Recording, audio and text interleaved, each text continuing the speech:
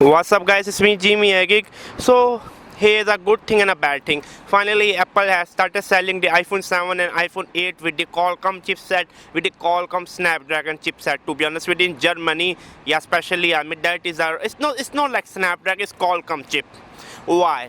Why Apple is selling right now the iPhone 7 and 8? The number one thing is that Apple violate the patent, and number two thing is that Apple really need to sell iPhone 7 and 8 because iPhone 7 and 8 are still in demand. People are not buying the crappy iPhone XR, XX, S, SMS, that kind of I mean crap, 1,000 bucks. People are willing to buy the 600, 700, 800 dollar iPhone. To be honest, people much prefer to buy a real iPhone with 16 by 9 aspect ratio, the iPhone 8 or iPhone 7, because it already have the good camera. So yeah, it was me, Geek. Make sure to subscribe and bye.